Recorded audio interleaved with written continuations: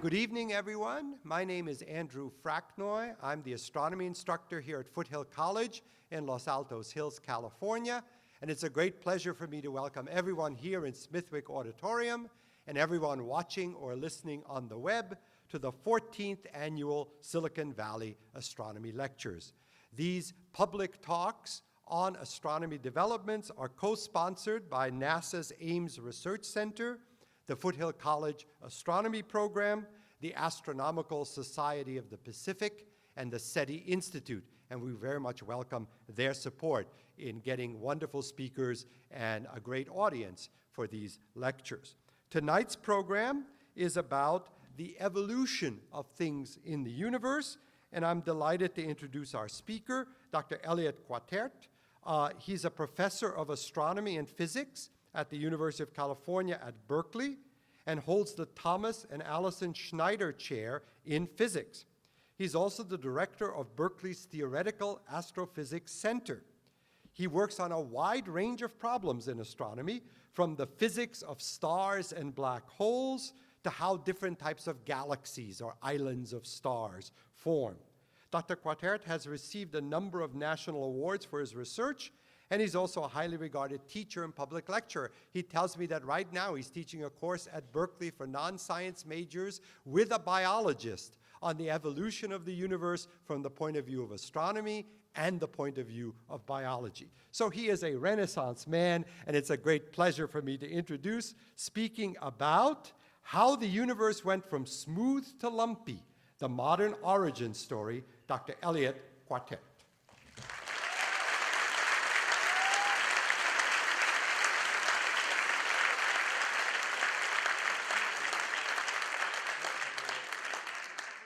All right, excellent. It's a real pleasure to be here today. So what I want to do is tell you a little bit about our modern understanding of origins. The questions that I'm going to be addressing today are questions that have really been studied since the beginning of culture, since the beginning of records that we have, cave paintings, the origin of writing. We have evidence for societies continually asking questions about our origins. So hold on, let me see exactly what Andy did to my presentation.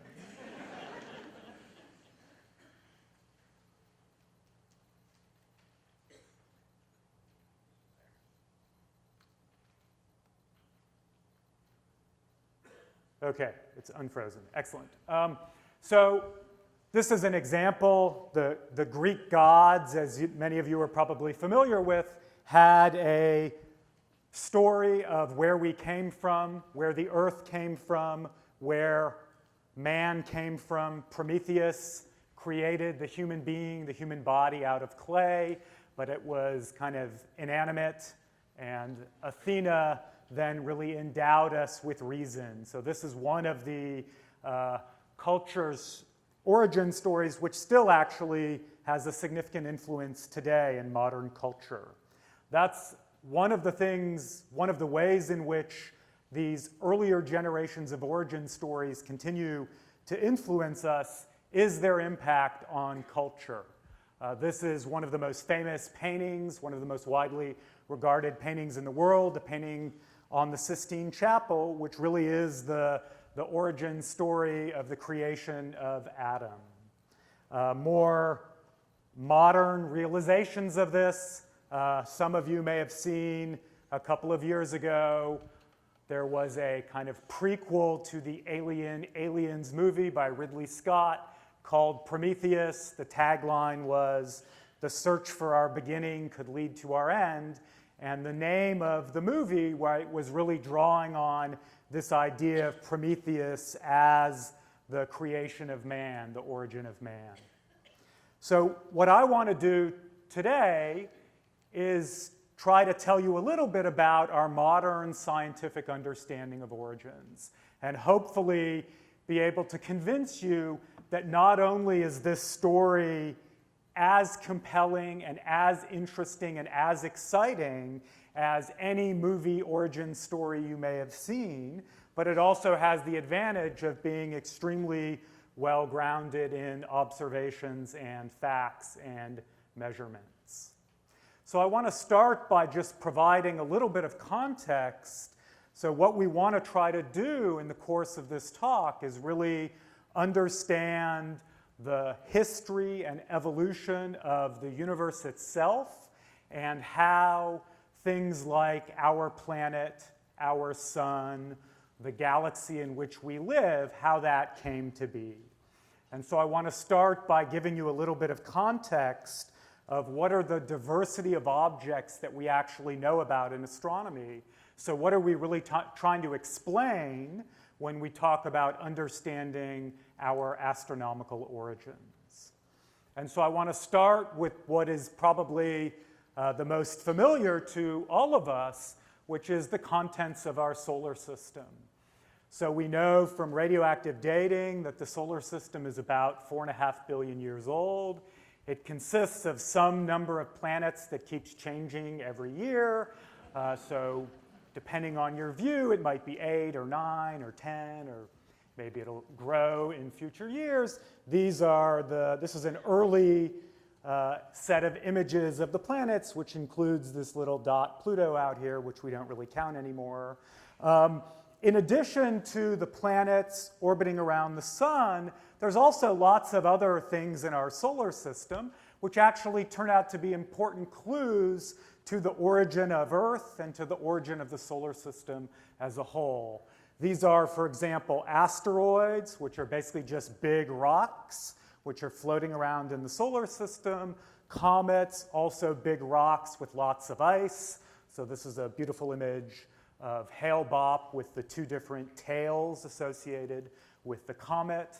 And these rocks and icy bodies that still float around in the solar system today are actually a big clue to how our planet formed and how our solar system formed. And it sounds like the next lecture in the series is going to tell you more about these comets and asteroids, what happens when they hit the Earth, big impacts like the extinction of the dinosaurs 65 million years ago, and smaller impacts like the flash in Russia a couple of years ago. So this is our solar system. When we look up at the night sky, what we see is that we're surrounded by many other stars. This is actually a picture of the galaxy, the collection of stars that we live in. The solar system, so all of these objects here, the kind of size of our solar system, is really, really small compared to the size of our galaxy as a whole. Our solar system is millions and millions of times smaller than the size of the galaxy in which we live. The galaxy has this kind of flattened pancake-like configuration, and then also more of a spherical bunch of stars at the center of the galaxy. Overall, the size of our galaxy is about 100,000 light years. That's the distance light would travel in a year. Our galaxy consists of hundreds of billions of stars, but actually most of the stuff in our galaxy is not anything that you can directly see in this picture. This picture, by the way, was taken with a NASA satellite that was orbiting the Earth that looked at light in the infrared part of the electromagnetic spectrum, so with wavelengths a little bit longer than what your eyes can see. Most of the mass in our galaxy we actually think is not in gas, is not in stars. It's in some other kind of fundamental particle that we don't exactly know what it is yet, and we call it dark matter because it produces the force of gravity that actually dominates the motion of stars in the galaxy, that determines how fast the sun is going around in our galaxy. We orbit around roughly every 200 million years, and the speed, our speed in the galaxy, is mostly determined by this dark matter. So this dark matter produces gravity, but it doesn't produce any light, and that's where the kind of dark part of the name comes from. when we look up at the sky with even better telescopes, what we find is that our galaxy, our collection of hundreds of billions of stars orbiting around in this gravity produced by dark matter, our galaxy is actually only one of many galaxies. The nearest galaxy to us is Andromeda. It's about 3 million light years away, and our galaxy, the Milky Way and Andromeda, are actually orbiting around each other, and we're going to slam into Andromeda in about 4 billion years or so. And this is going to be a collision between galaxies that is, in many ways, far more dramatic than the collisions of little asteroids on the Earth that caused the extinction of the dinosaurs. And the collision between galaxies turns out not to be an unusual event. That's actually a common event in how galaxies grow and get bigger. They gobble up other galaxies by colliding with them. The fact that our galaxy, the Milky Way and Andromeda, are orbiting around each other in this cosmic dance, this actually isn't unusual. Most galaxies in the universe are collections of what astronomers have very imaginatively named groups or clusters, which just means a big collection of galaxies, maybe 10, maybe 100, maybe 1,000 galaxies, all orbiting around, usually in a region where the gravity is mostly produced by dark matter, not normal matter that makes up stars and gas and the stuff in the periodic table. And this is an image of one of these galaxy clusters where, unlike at the night sky, when you look up and everything you see, almost everything you see, is stars. If you're lucky, you can actually see Andromeda with the naked eye. In this picture, everything you see actually is galaxies. So each of these sources of light is itself composed of hundreds and hundreds of billions of stars. And so one of the things we have learned through astronomical observations, particularly over the last century, is that our sun is just one of many, many stars. Our planet, the planet on which we live, is one of many planets orbiting around stars. The stars orbit around in galaxies. Galaxies orbit around each other in groups and clusters orbit around each other in even larger configurations. And so this kind of shows our place in the universe, going from the scale of the solar system to the galaxy to groups and clusters to a region that's billions of light years big and consists of millions and millions of galaxies that have been mapped out where they are on the sky by careful modern astronomical surveys. And so this kind of context that we find ourselves in astronomy is nicely summarized in these two quotes here, one from Carl Sagan, the other from Douglas Adams, who wrote the Hitchhiker's Guide to the Galaxy. So I'll read the Sagan one. You can read the Adams one if you're interested. So Carl Sagan said, "For all of our conceits about being the center of the universe, we live on a routine planet of a humdrum star stuck away in an obscure corner of an unexceptional galaxy, which is one of about 100 billion galaxies. That is the fundamental fact of the universe which we inhabit, and it's very good for us to understand that." So even if it's a little depressing, this view of the universe, right, really is an accurate representation of what we think our context is relative to all the things we find around us in astronomy. And this kind of sets our place relative to everything else we know of in the universe.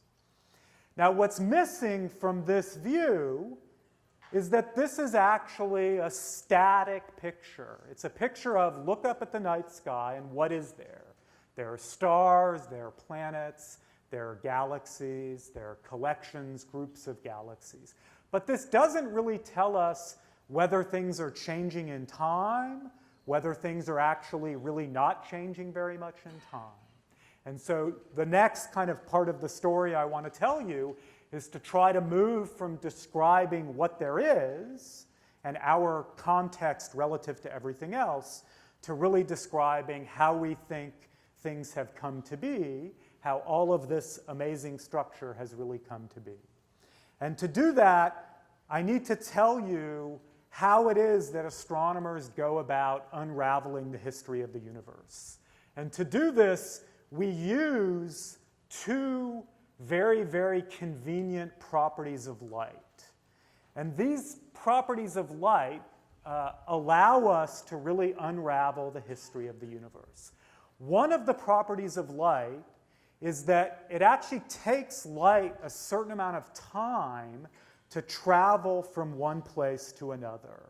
So when I press the button on the laser pointer, the light goes from the laser pointer and it reflects off of the screen and then it reflects into your eyes.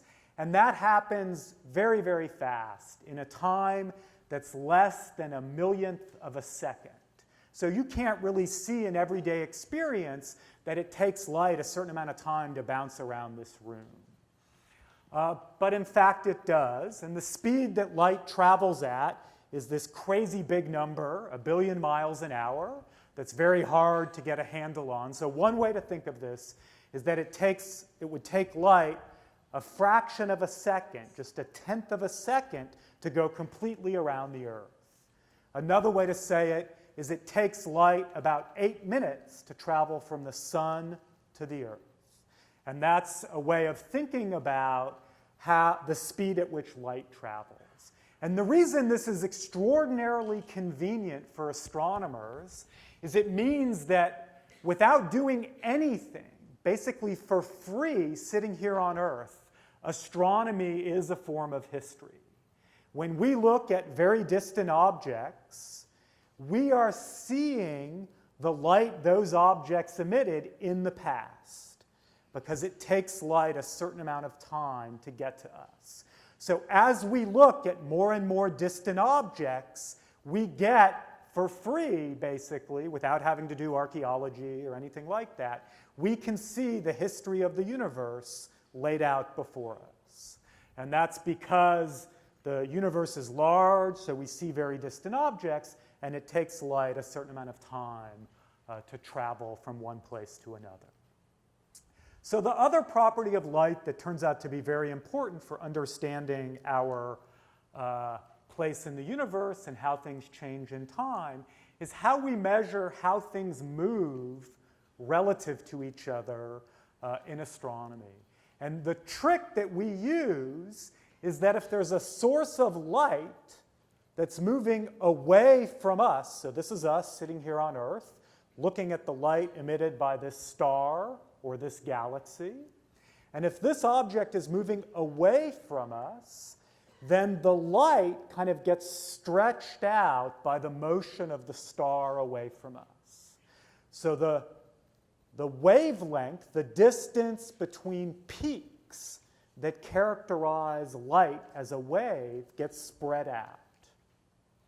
And by contrast, if the star is moving towards us, the light kind of gets scrunched on top of itself, because as the star moved towards us, each time it emits a little bit of light, it moves a little closer to us.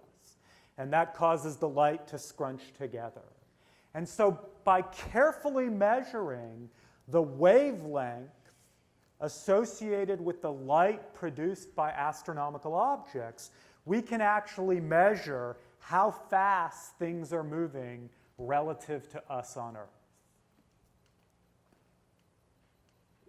And so this, for example, this is how we know how other stars in the galaxy, how they're moving relative to the Earth. The first big clue about really the history of the universe itself came in the late 1920s when Edwin Hubble, shown here, did the following measurement. He went to galaxies, these collections of hundreds of billions of stars. He went to galaxies that are relatively nearby, because that's all he could see with the telescopes in the 1920s, and he measured how far are those telescopes from the Earth, and he also measured how far are those telescopes, how far are those galaxies from the Earth, using this very nice telescope. And he also measured how fast are those galaxies moving relative to us here on Earth. And what he discovered is really an absolutely astonishing result. It's one of the most important and groundbreaking results in 20th century science. So the first thing he found is really, really strange. What he found is that if you look up at the sky and you measure the speed that galaxies are moving relative to us here on Earth, most galaxies are moving away from us. And that's what's indicated here. The speed of the galaxies being positive up here means that all the galaxies are rushing away from us. Now, that should give you a little bit of pause, because one of the lessons we've learned since the time of Copernicus and Galileo is that actually we on the Earth are not in a privileged position. There's nothing special about us. We saw that in the context of understanding our place in the universe. We're one of hundreds of billions of stars. Our galaxy is just one of hundreds of billions of galaxies. So the fact that everything seems to be moving away from us seems a little bit weird. I'll come back to that in a second. The other thing you'll notice is that as you look at galaxies that are more distant from us, the galaxies are actually moving faster away from us. So it turns out that this fact that everything is moving away from us is actually completely consistent with what I would call the Copernican principle, which is there's actually nothing special about our place here on Earth. We're not the center of the solar system, as Copernicus taught us and Galileo and others confirmed, and we're not the center of the galaxy, and we're not the center of the universe. And so the way to think about this is illustrated in this kind of cartoon here. So this shows us sitting here on Earth, and it shows a bunch of other galaxies represented by the dark circles, and it shows arrows that represent the speed of galaxies as viewed from us sitting here on this galaxy. And from the point of view of this galaxy, everything is moving away from us.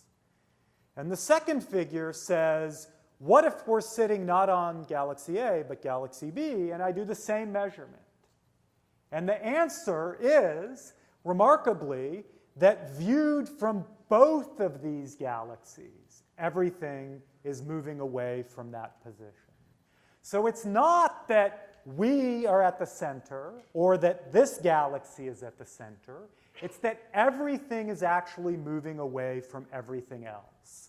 And that is one of the harder ideas to wrap your head around when thinking about what you've probably heard before, which is that the universe is expanding. That doesn't mean that there's a center and everything is moving away from the center. In fact, what we think is happening is that everything is actually moving away from everything else. And I'm not going to go through it, but it turns out this fact that the speed of objects increases as you look at more and more distant objects, that's actually a clue that exactly this is happening, that whether you're sitting on this galaxy or this galaxy, you view every distant object as moving away from you. Okay. So after Hubble measured the expansion of the universe, and up until this point, I should say, really the prevailing idea had been that the universe is, on average, not changing in time. It's what was called static or steady state. Things were not really changing in time. And Hubble's measurement showed that that was incorrect, that in fact objects were getting further and further away from each other as time went on. That's the expansion of the universe. After that discovery, the next thing that people really wanted to measure was, is the expansion of the universe the same throughout the history of the universe? Is the universe just kind of coasting along, and the speed of objects relative to each other isn't really changing? Or are things slowing down in time? And the expectation, what everybody expected, is that gravity pulls in on all of the stuff in the universe. So as things are expanding, gravity of all of the galaxies acting on each other should cause the motion of galaxies to slowly slow down in time. Just like if you throw a ball up into the air, it initially moves fast, and then gravity causes it to slow down, and then eventually it actually turns around and comes crashing back down into the earth. And so that's illustrated here. You throw the ball up slowly, it comes crashing down. You throw it up fast enough, and the ball can actually escape the gravitational clutches of the earth. And so what scientists really wanted to measure is how fast is the expansion of the universe slowing down, because that would actually be a big clue as to how much stuff there is producing gravity in the universe.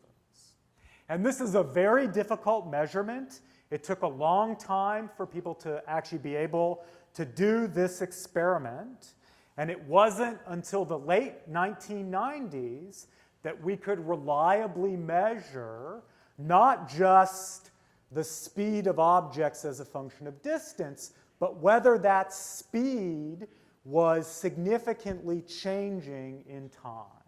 And the result astounded everybody in the scientific community, because rather than the expansion of objects in the universe slowing down, in fact, the expansion of objects in the universe is getting faster and faster. And this is what is called the accelerating universe. It's the result that led to the Nobel Prize in Physics to my colleague Saul Perlmutter and two other groups, one of which another colleague of mine, Alex Filipenko, was heavily involved in. And so this result, really, it's hard to express how counterintuitive and surprising this result was to the scientific community, because we all had the idea that gravity should cause things to slow down, and what was actually measured was the opposite, that the expansion is actually accelerating. And to this day, we don't really understand why this is. We've given it a name. The name we've given to this is that the universe consists largely of some kind of weird energy that we've called dark energy that has the property that it leads to the acceleration of the universe, the acceleration of the expansion of the universe. But really, this is just another name for the empirical statement that the expansion is accelerating. And what this means at a deeper physics level is something we're really struggling with. But this result has really driven home this Copernican notion that there's nothing particularly special about us here on Earth. Not only are we not the center of the solar system, not only are we not the center of the universe, but we're not even made of the stuff that the universe is mostly made of. The stuff we are made of, which is the little part of the pie chart right here, the stuff in the periodic table, iron, hydrogen, helium, oxygen that we breathe, that only makes up about 4% of the stuff in the universe.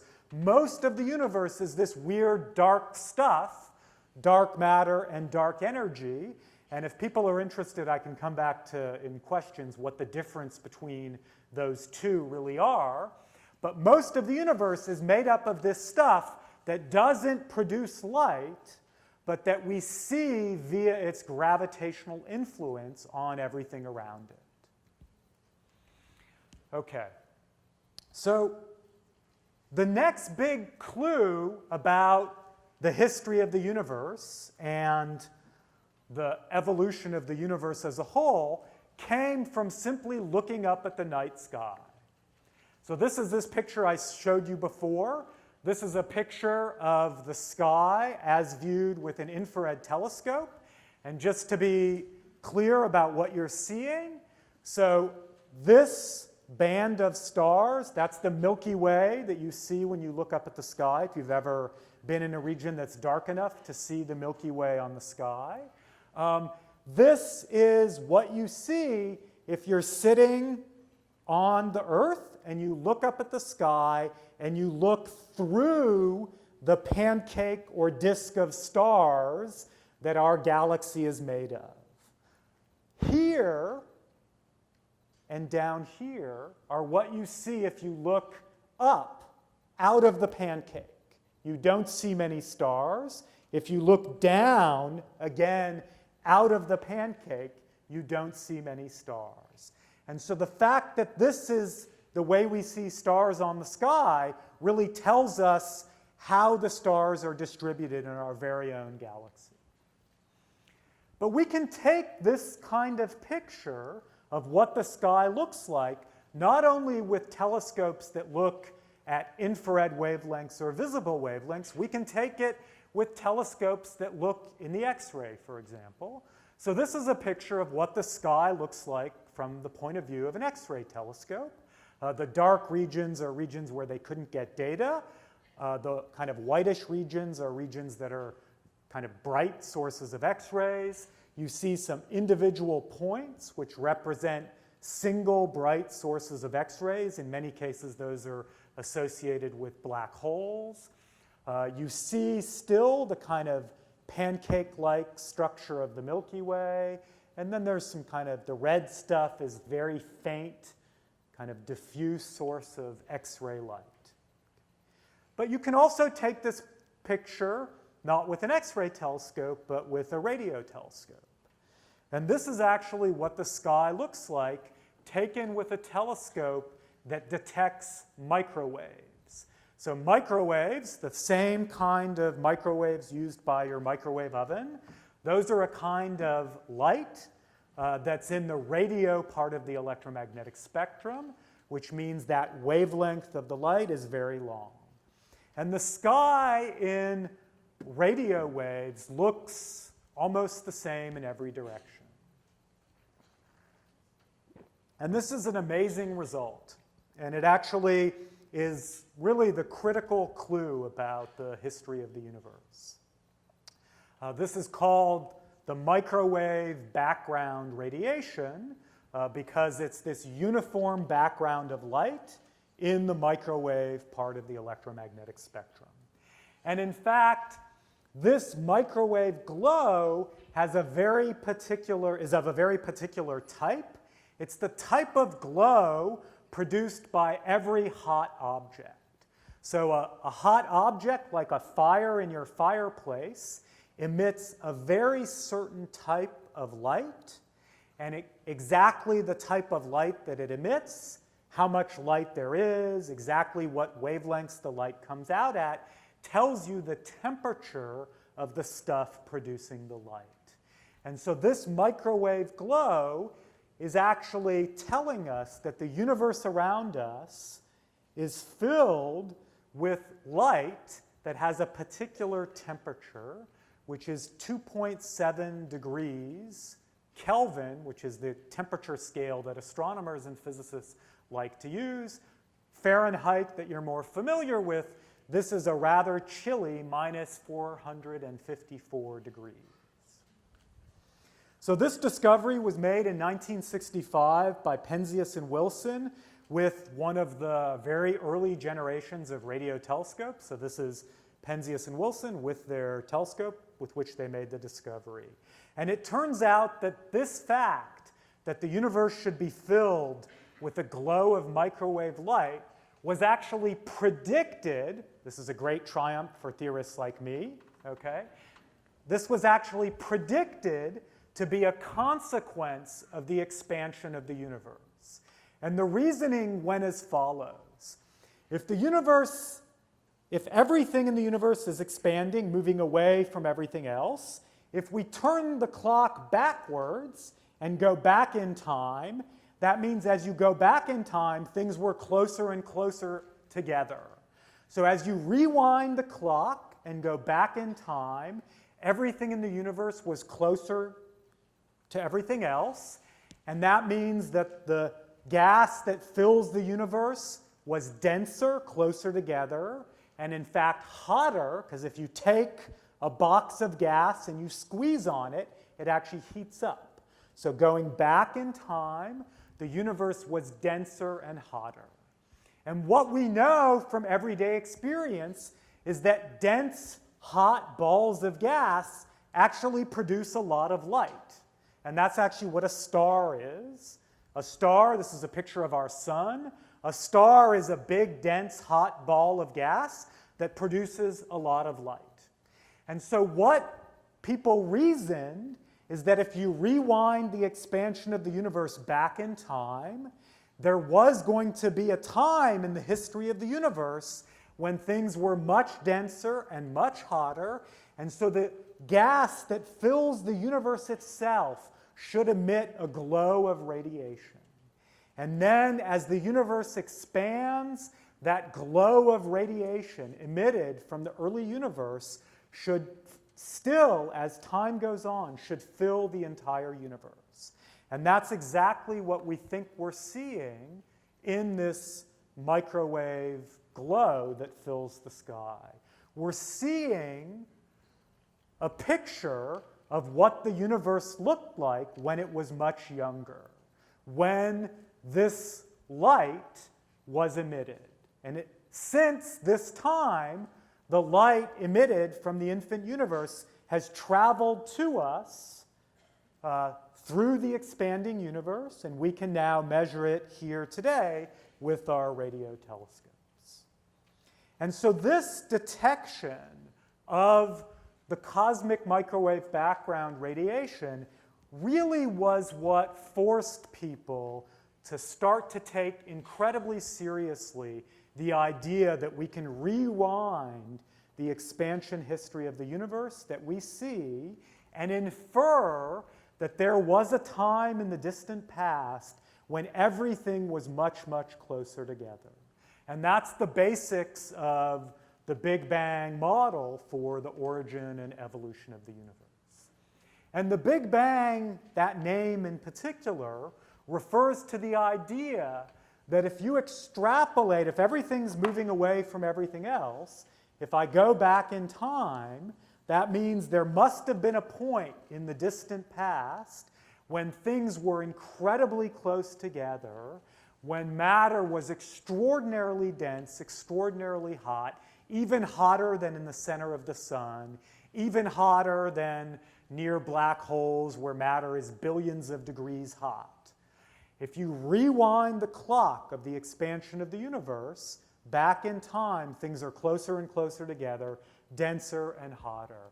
And the Big Bang really refers to the fact that as we rewind the clock, what happens is we find that there's a time about 13.8 billion years ago when things were so close together that physics as we know it today actually breaks down. And we don't even know what the laws of physics are.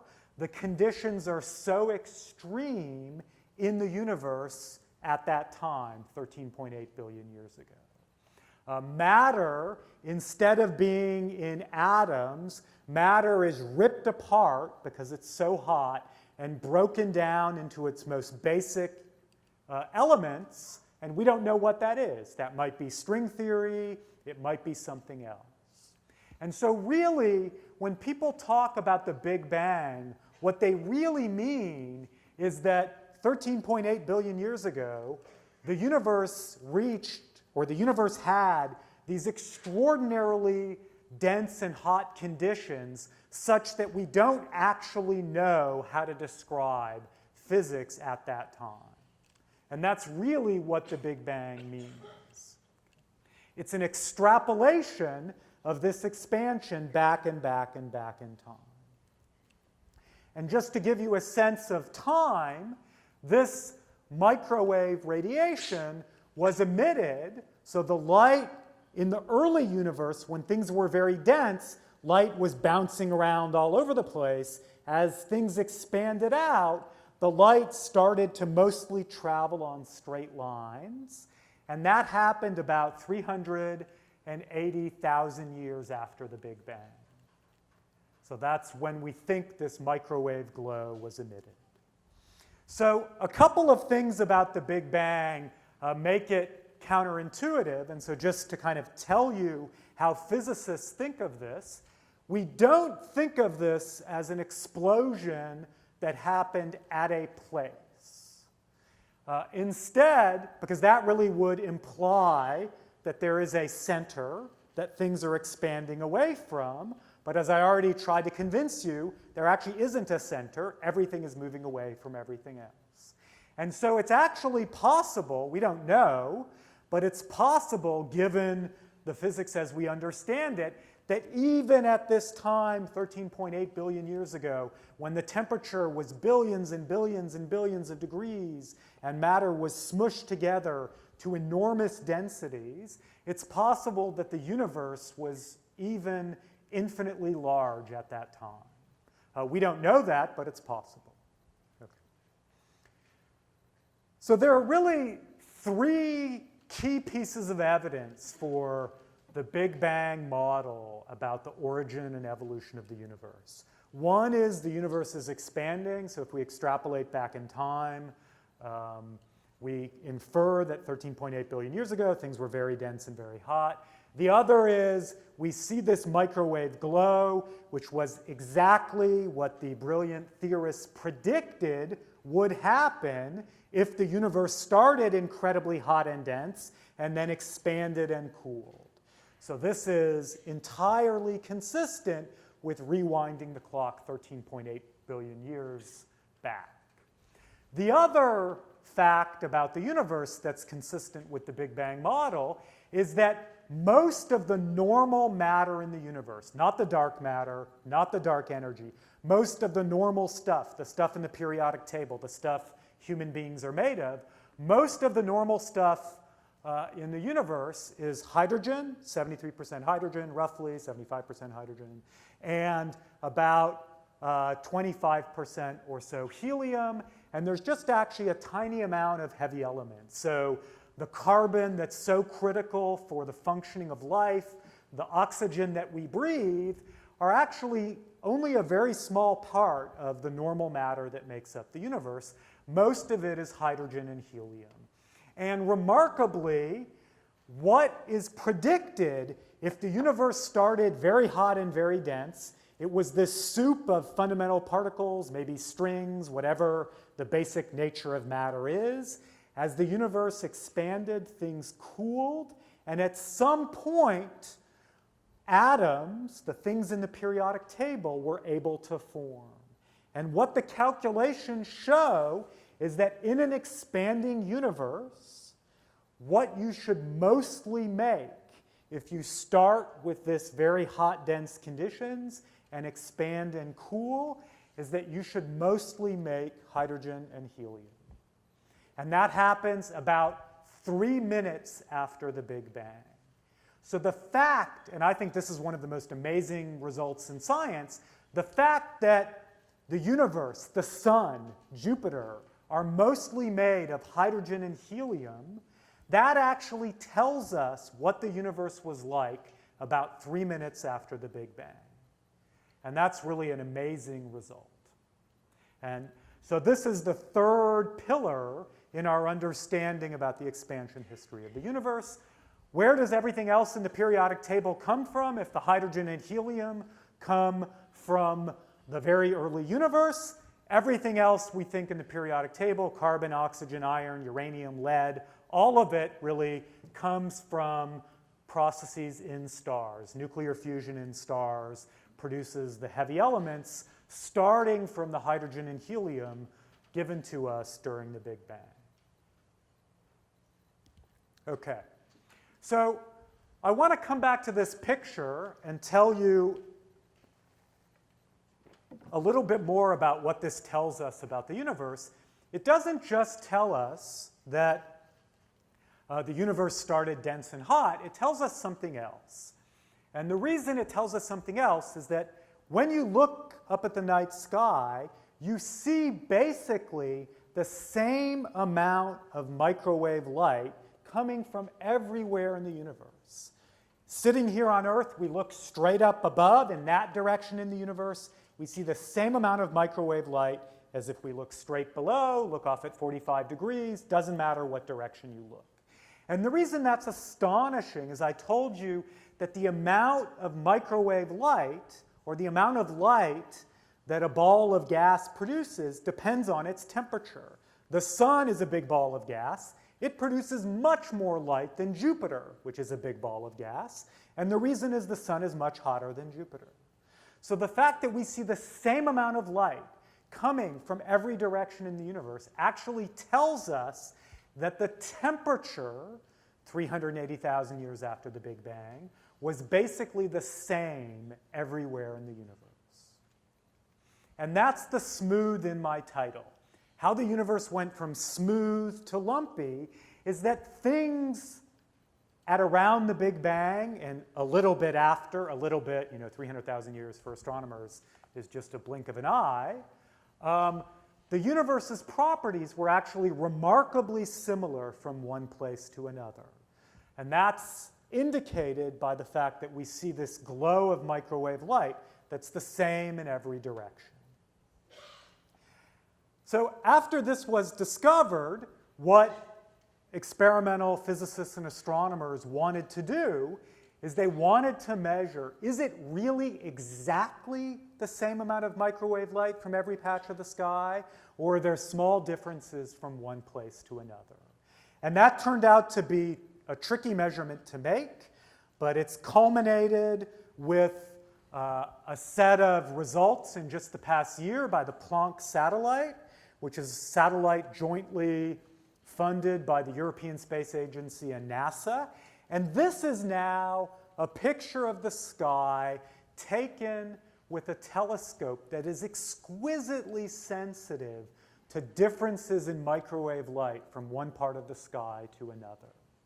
And the way I can phrase this is that the little red blobs you see here are regions of the sky that are a little bit hotter than other parts of the sky. And the blue regions are regions that are a little bit cooler than other parts of the sky. So what we're really measuring is the amount of microwave light, and we're inferring the temperature. And the differences are extraordinarily tiny. So they're much, much less than 1%. So I said the universe is filled with a glow of radiation that's about 2.7 degrees. And on one place of the sky, from one place to another, that temperature differs by only a tiny amount, much less than 1%. And so when I say that the universe was smooth soon after the Big Bang, I really mean smooth. Its properties were remarkably similar from one place to another. And this is completely different from what we see around us today in the universe. What we see around us in the universe is that there are some places where there's a lot of matter. That's a star or a planet. And there are some places where there's almost nothing. That's the space between galaxies. And so we've gone from a situation where soon after the Big Bang, the conditions were relatively uniform, basically the same everywhere, not exactly the same, but almost the same everywhere, to now, in the present day, the properties of the universe actually vary tremendously from one place to another. The center of the sun is actually trillions of times denser in terms of how much stuff there is, and it's millions of times hotter than what you get if you just go to the space station and stick a detector outside the space station and measure how much stuff is there. So the conditions from one place to another actually vary dramatically. So how did we go from this smooth beginning to the current lumpy universe?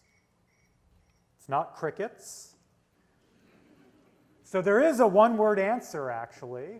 The one-word answer is gravity.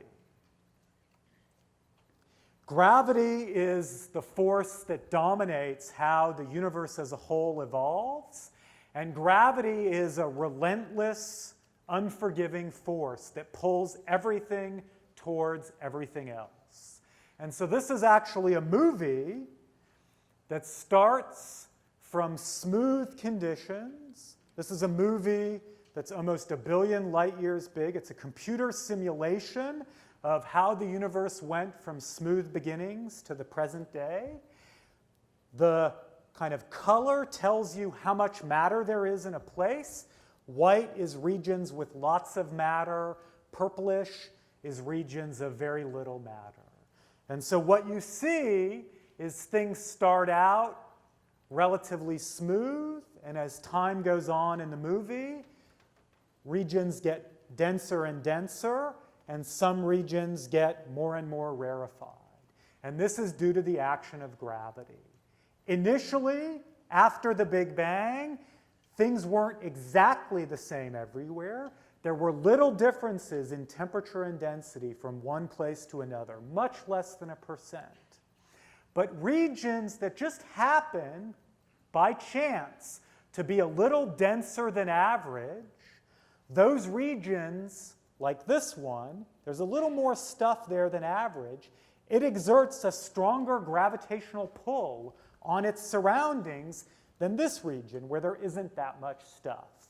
And it's a rich get richer phenomena. The regions that start out with a little bit more stuff have a stronger gravitational pull. They pull stuff in. That means there's more stuff at this location. That means gravity is stronger. That means it pulls more stuff in.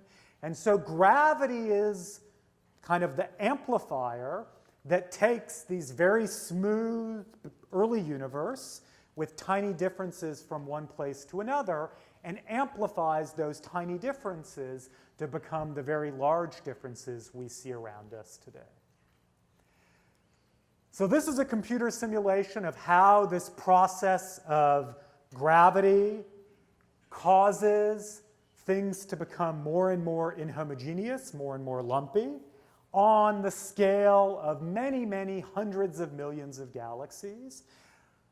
This is now a movie of exactly the same thing happening, but this is now an individual galaxy. In fact, a galaxy like our very own Milky Way galaxy.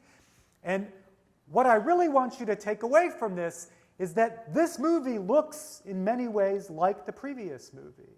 I started out with things being relatively uniform, and then you form these little clumps, and these little clumps fall in under the action of gravity, and those form bigger clumps, and as time goes on, you form larger and larger collections of matter.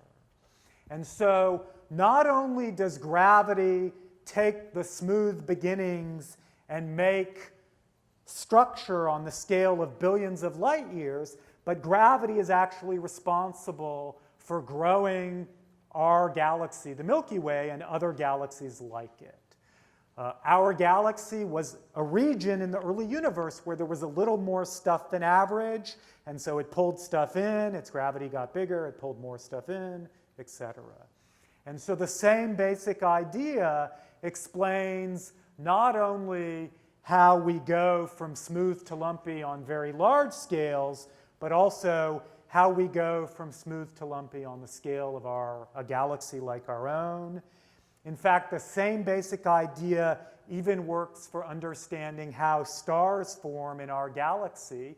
This is now a movie of a region that's just a few light years big, a region that will form a few tens of stars. And what you're seeing is, again, a movie that shows you how much stuff is there in different places in an initial cloud or ball of gas. The white is regions with more stuff, the red is regions with less stuff. And again, it's the same basic idea. Regions that have a little bit more stuff than average produce a stronger gravitational pull, and those are the regions where stars will actually form. So this idea of what we call gravitational runaway, that once gravity gets going, it's a runaway process of pulling more and more stuff in. This is the fundamental idea for how we build up all of the structure we see around us, from planets to stars to galaxies, etc. So where are we today in understanding our origins? Where we're at now is that we actually have a pretty good understanding of how galaxies form, of how planets form, of how stars form. And all of those problems, there are still big, outstanding questions that people are working on, but we have a zeroth order picture of how it works. And that's the story I've told you. In terms of understanding our origins, one of the next frontiers is really trying to find planets like Earth, planets on which we think life might have a chance of evolving. And one of the ways we're doing this is by looking at nearby stars and watching for a planet like the Earth go in front of the star, which causes the light from the star to dim, and then after the planet passes over the disk of the star, it brightens up again. And this has been an extraordinary success with the Kepler telescope, which many of you have probably heard about. And the Kepler telescope is really providing the first direct information to one of the key questions about our origins, which is how common are planets like the Earth? And we think we actually are starting to get the answer. Work done by a former Berkeley undergraduate who's now a graduate student at UC Berkeley, Eric Pettigura, and my colleague Jeff Marcy. What they have found is about 10% of stars have planets which have sizes similar to the Earth. So the Earth is actually not uncommon. Planets like it are almost certainly there are hundreds of millions of planets like the Earth in just our galaxy alone, let alone in all the other hundreds of billions of galaxies in the universe. Some of the questions we're still struggling with and that really represent the frontier of our scientific understanding are, why is the expansion of the universe accelerating? Why is it not slowing down like everybody thought it should do if it was a well-behaved universe? And since we don't understand why the expansion of the universe is accelerating, we can't actually say, what is the ultimate fate of our universe going to be? Is it going to expand forever, or is it going to collapse in on itself? We don't know the answer to that because we don't know why it's accelerating in its expansion today. Then there are other questions which are really now just starting to be addressed scientifically. Questions like, what came before the Big Bang? That seems like a reasonable question. If 13.8 billion years ago things were really dense and really hot, what was it like 13.9 billion years ago? That would be nice to know. And then there's questions that are more directly related to the possibility of life. How common is life of any kind in the universe? We now think that Earth-like planets are relatively common. We think that probably liquid water is relatively common. So my personal guess is that life of some kind is actually very common. It's a harder question to know whether it usually takes the form of bacteria and viruses. Well, viruses aren't really life, but let's say bacteria, rather than intelligent life that can, play with laser pointers. That's a harder question. And we're just getting to start to address this scientifically.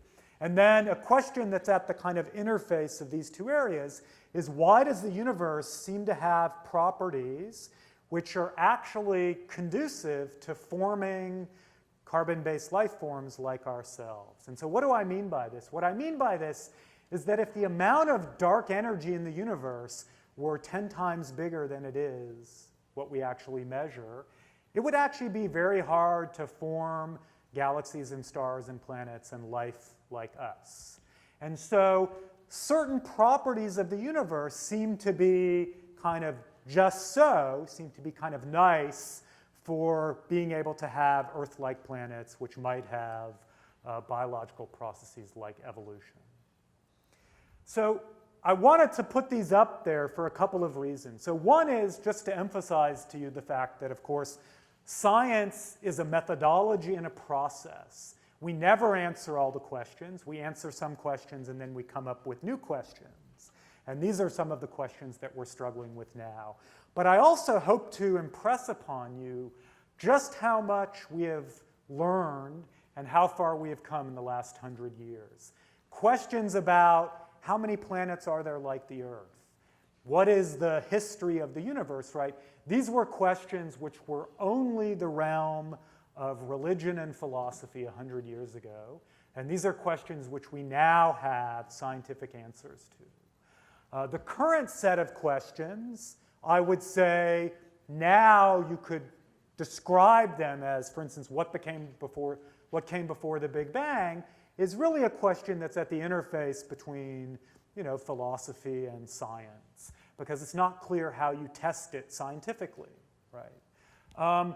On the other hand, we've made so much progress in the last 100 years that I would be absolutely astonished if, within my lifetime, we didn't have pretty good scientific understanding of at least one or two of these questions. Maybe not all of them. It might take a little longer to understand all of them, but I think we'll quite likely make progress on some of them.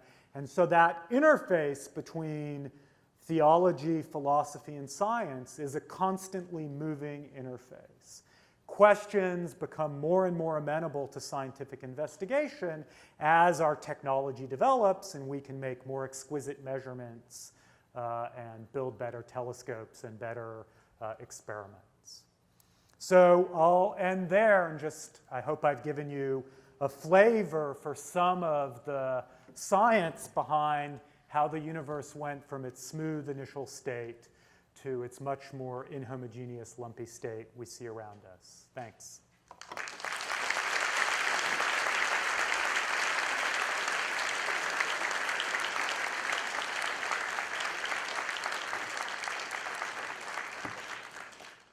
So setting aside the question of intelligent life that plays with laser pointers, like, say, cats,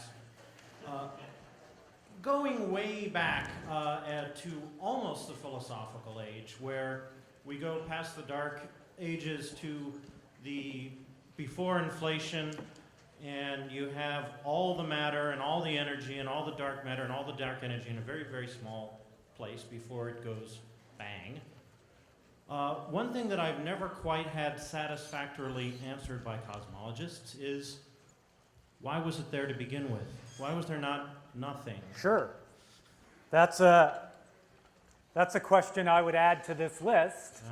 I think that's a great question. I don't think there's a particularly good answer. There are some interesting ideas about how, even if the universe started essentially with nothing in it, by taking energy from gravity and putting it into other forms, you can actually create matter.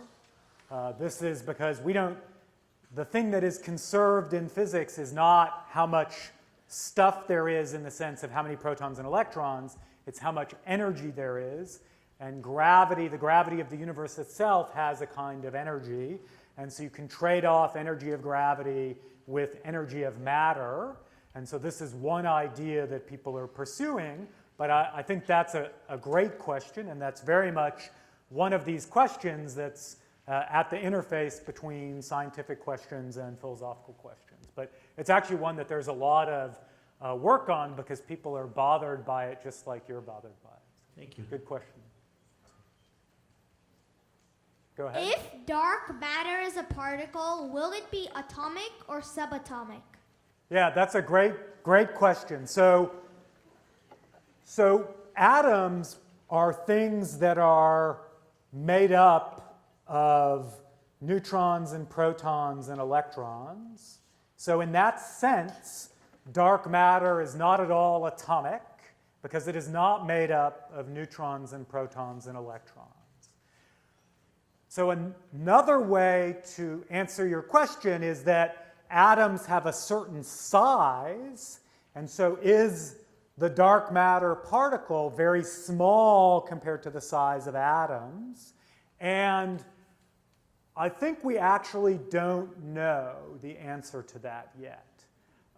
We don't know whether the kind of size of the particle is very small or large compared to the size of atoms that we're more familiar with from everyday experience. But so in that sense, we don't know the answer. In another sense, dark matter has absolutely nothing to do with atoms because it really is something completely different. It's a different type of particle entirely than the stuff that makes up atoms and that's in the periodic table. So it doesn't fit in the standard model. Great question. So it does not fit in the standard model in the sense of chemistry, the periodic table, nor does it fit into the standard model of particle physics. That's exactly right. So yes, that's right. Good question. Go ahead. Gosh, I feel so inadequate now.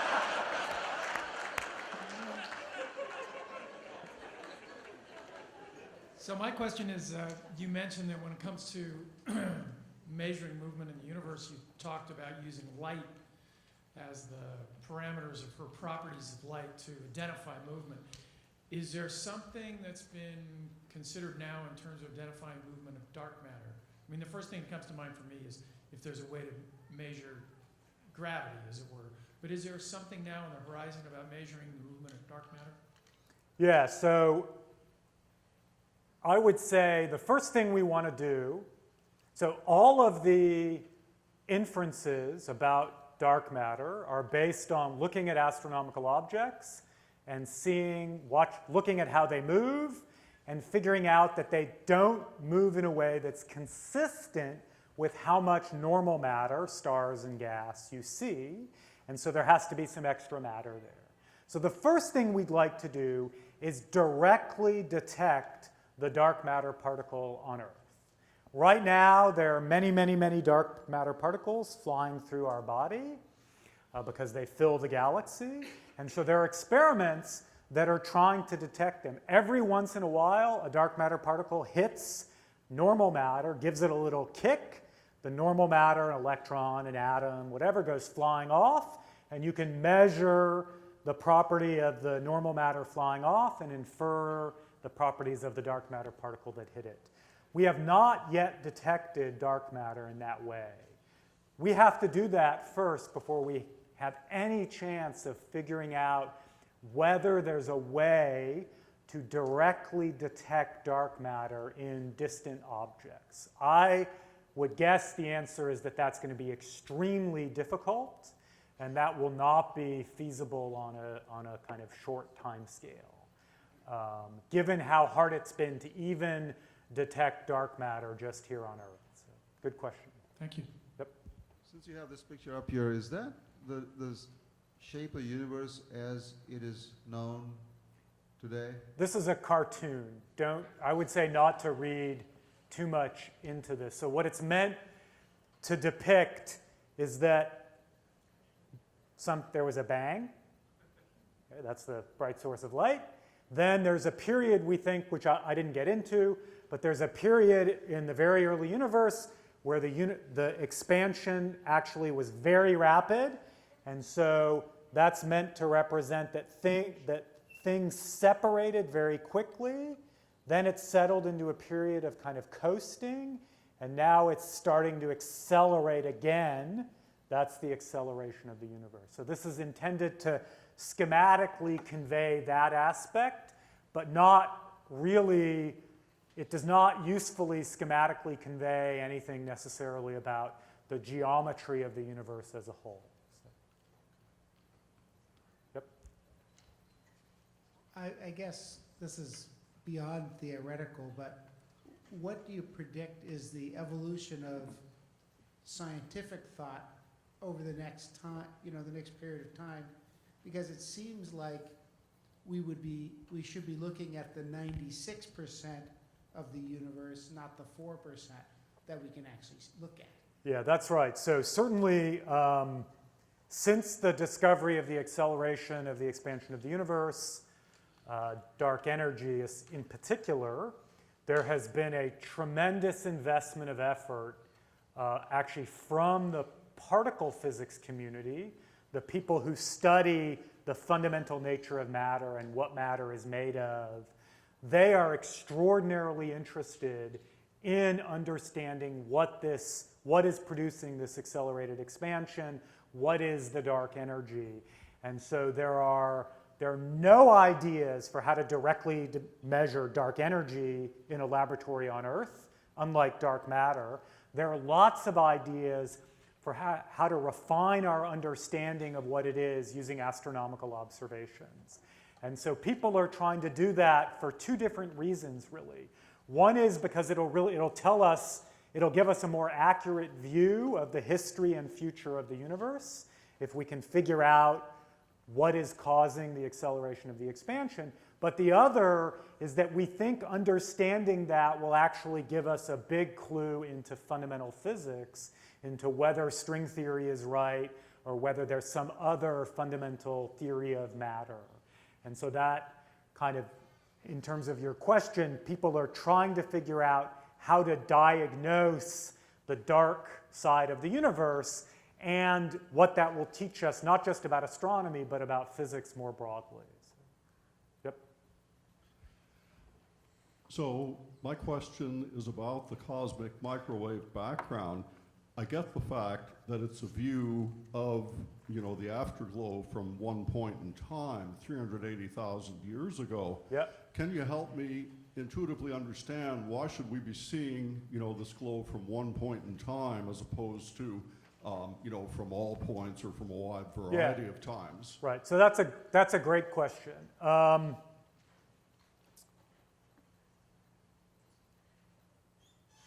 Okay, let me give you the right answer, and then I'll see if that helps, and we can go from there. So the right answer is that as the universe expanded, at some point it cooled to the point where so early in the universe there were no atoms. The electrons were running around, not attached to protons, not attached to helium nuclei. When the universe cooled below a certain temperature, which is about 10,000 degrees, suddenly the electrons become tied up in atoms. When that happens, it fundamentally changes how light interacts with matter. And so it's that change in how the electrons they're not free anymore, they're tied up in atoms, that dramatically changes how far light can travel before it runs into something. And so there is a very abrupt transition from the light is running around, bouncing into those electrons, and suddenly the electrons disappear because they're locked up in atoms. Then the light travels on a straight line. Okay, so this is truly the primordial light in the universe, and the point in time is when that light could get to us without interference. Exactly. And that light itself is there because there is always light around whenever an object has any temperature. Right now, I am producing a fair amount of light. It's not what you see with your eye. You see the reflection of the light bulbs. I produce light in the infrared part of the electromagnetic spectrum because of the temperature of my body. It's the same idea. Okay, so at 380,000 years ago, we have the primordial light, which comes from all directions, and anything more recent comes from stars, planets, you and I, whatever. Yes, right, Okay, exactly. good, thank you. Yep. Thanks. In your animations, those animations demonstrated how gravity caused the universe to become lumpy. So why do physicists think that in the initial conditions of the smooth universe, why was there any variation at all then? Right. So that's a great question. So we measure the variations by looking at the microwave glow, but exactly why they are much less than 1%, they're actually about 0.001% and not bigger or smaller, is actually not very well understood. And this is where this idea of this early period of inflation happens. So what is true is that if you have an object So for instance, the way we think about temperature in physics is that temperature actually tells you how fast atoms or molecules are bouncing around. And so for instance, associated with temperature, there are inevitable differences from one place to another because the atoms and molecules are bouncing around. And so that's really the core idea of why there had to be some level of initial fluctuations. It's a little more complicated than that, but that's the kind of idea that there's an inevitable basic level of fluctuations in density and temperature from just what we call thermal fluctuations and also from quantum mechanics. And that's kind of the fundamental origin of those fluctuations. Thank you. Yep. You were talking about the dance between Andromeda and the Milky Way. Yes. So we put that on a time scale.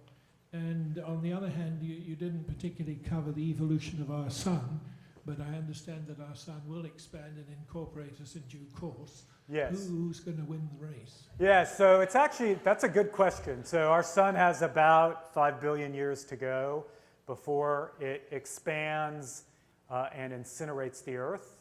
But life will have died out long before that. The oceans will evaporate about 1 billion years from now as the sun gets brighter over time. So if you're worried, it's more like 1 billion years from now you have to worry about, not 5 billion years. But I actually don't know, to be honest, I don't know well enough the number. So I know the sun number well. I don't know well enough the number for when we will collide with Andromeda to know which will happen first. It's a good question. Thank you. You were talking about dark matter and dark energy. How do you estimate, dark matter can be estimated by gravity effects. How do you estimate the amount that we have of dark energy? And then leading into the question that you posed during the lecture, the invitation, to talk more about dark energy and dark matter. Right, okay. So the way we measure dark energy is really entirely through things like measuring the expansion history of the universe, seeing that it is accelerating, and that turns out to be, so as I said, dark energy is really a name in some ways for the fact that the expansion of the universe is accelerating. One thing it could be is that there's a uniform energy density everywhere in the universe that's the same everywhere. And that really is the fundamental difference between dark matter and dark energy. So these movies I showed of stuff clumping up and getting lumpy, dark matter does that. Dark energy doesn't. Dark energy is uniform throughout the universe, even today. That's the kind of operational distinction between dark matter and dark energy. Dark matter is something that really does clump up well, like you saw in those movies. Dark energy is something that doesn't. And so it turns out that whether it clumps up or doesn't clump up, right, is something that we can distinguish between sources of gravity that are uniformly distributed or that are very inhomogeneously distributed. And so we can distinguish in that way between how much dark energy there is, the smooth stuff, and how much dark matter there is, the inhomogeneous stuff. So when you look at red shifts and blue shifts, how do you balance the difference between speed and temperature in those measurements? Meaning, there could be a red giant moving very slowly versus a hot blue star moving toward us very fast. Yep. How do you tell the difference? Right, so that's a great question. So that gets into something I didn't really talk about, which is when we actually measure redshift and blue shift, what we use is light at very specific frequencies that we know what the frequency should be at from the lab. It's associated with transitions of electrons in atoms. So for instance, hydrogen absorbs and emits light at only very specific wavelengths.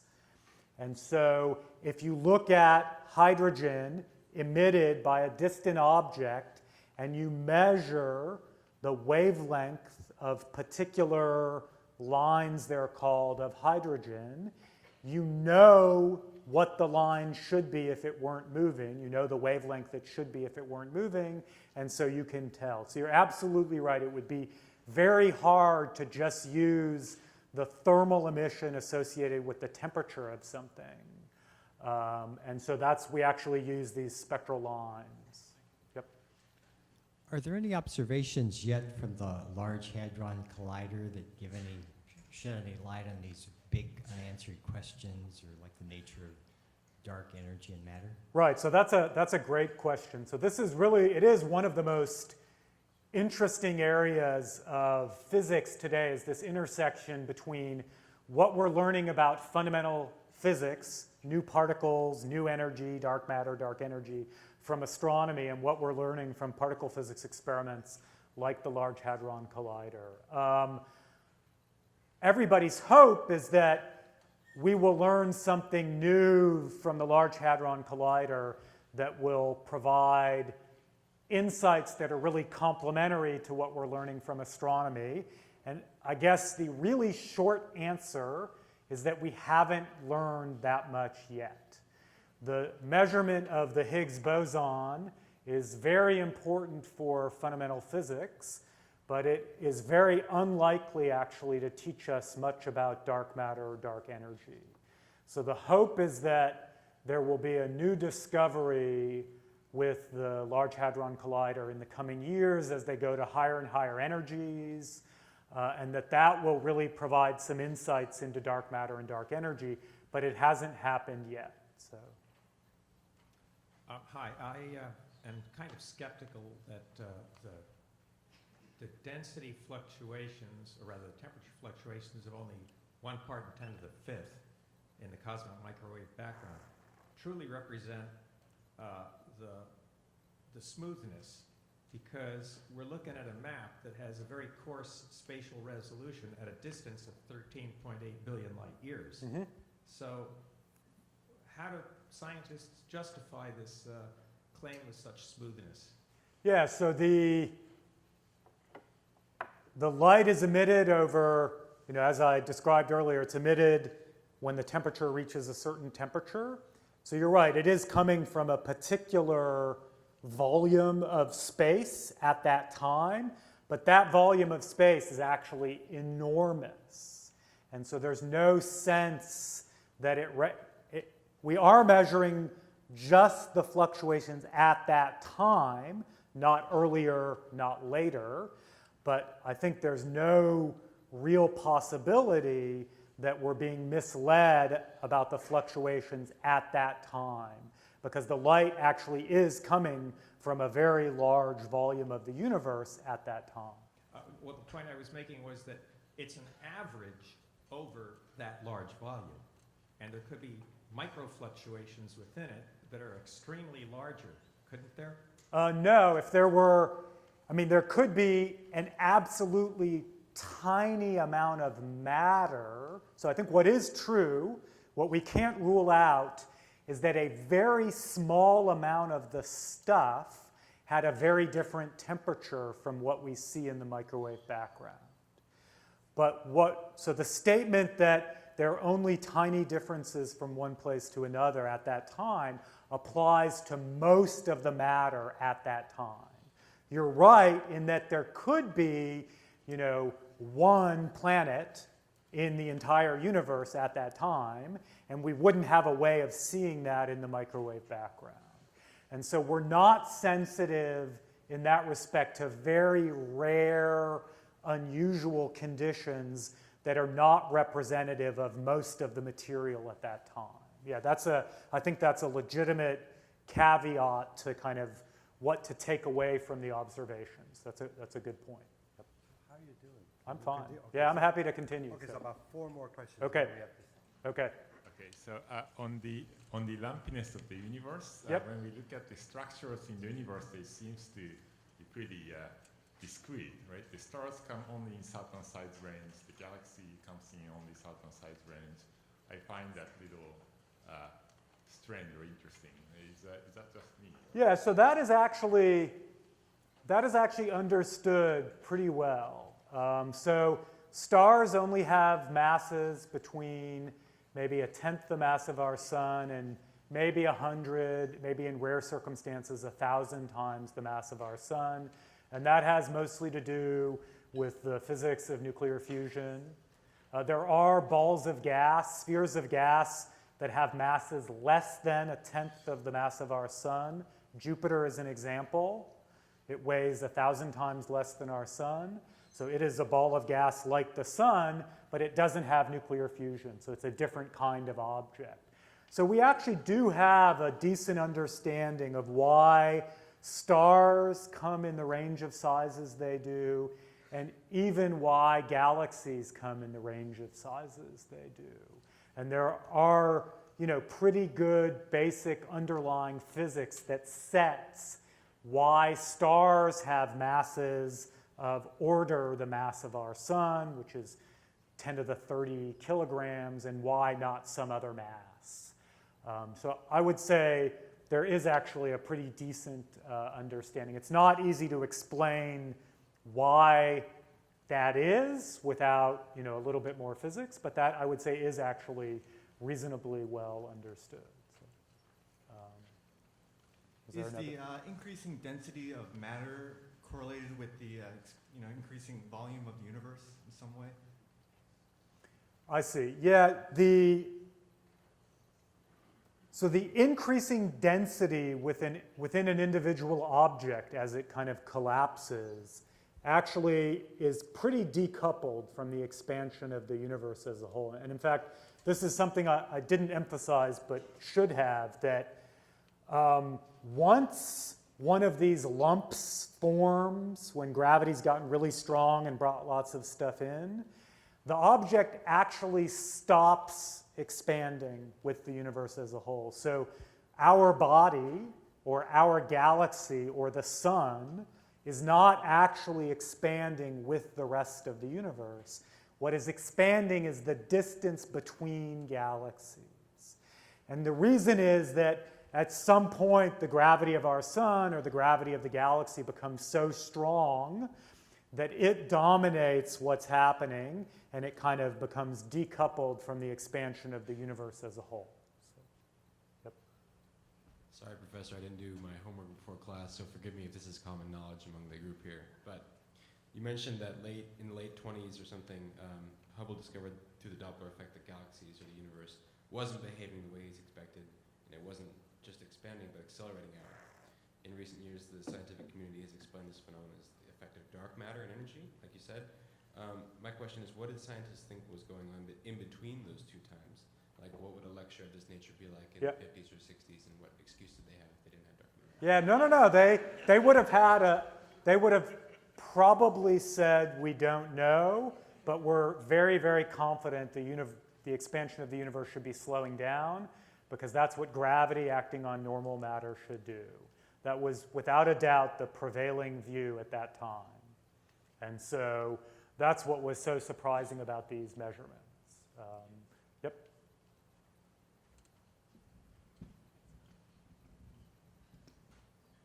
Never used the microphone before. How do you get Just, can it tilt? Ah, good.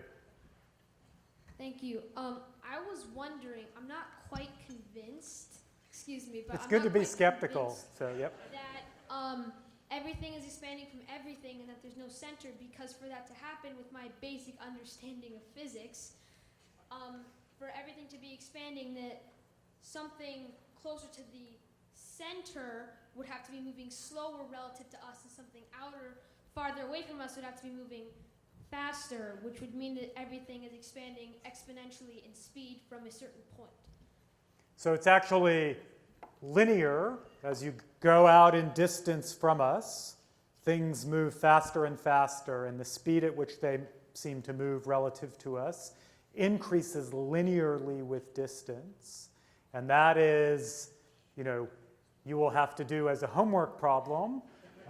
is to convince yourself that that fact is actually required and is consistent with the idea that there is no center and that everything is expanding away from everything else.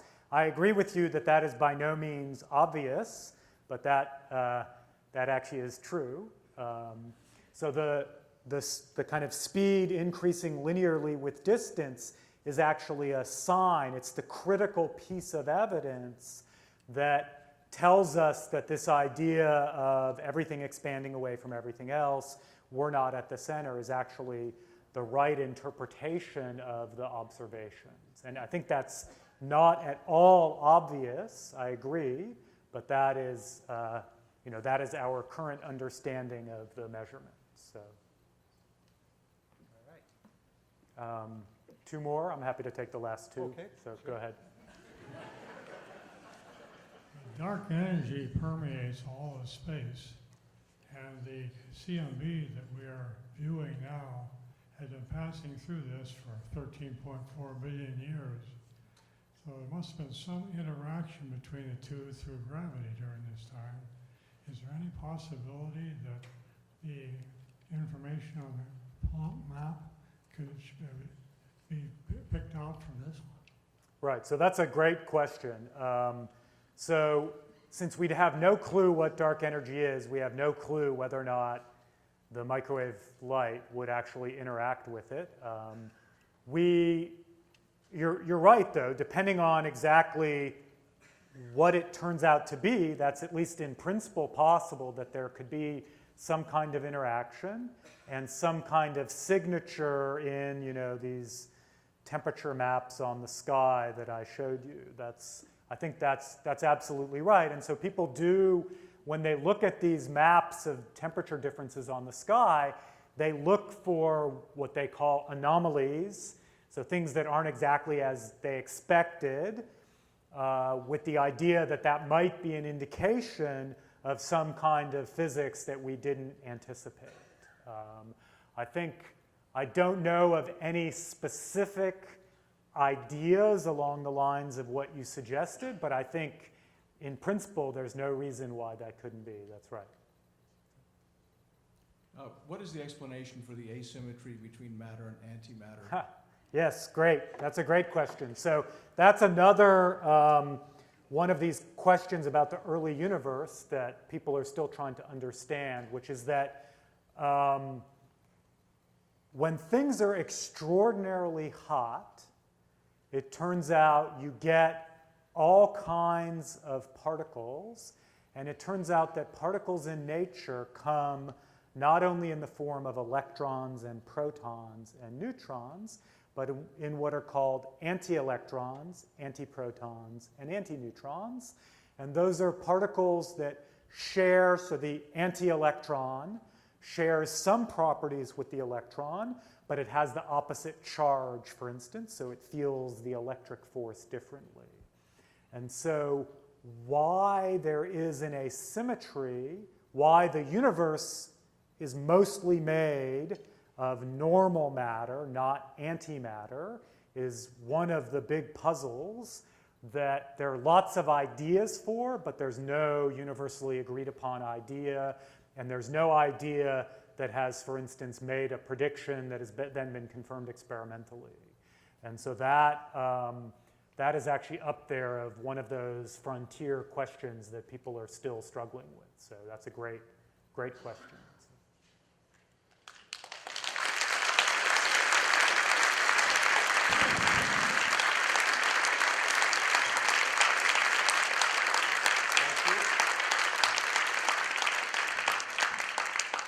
That summed up my entire class in 1 hour. Really appreciate this lecture. For those of you who are new to us, please drive carefully leaving the campus. We have a one-way ring road. And for everyone else, I hope we'll see you November 6th for impacts and meteors.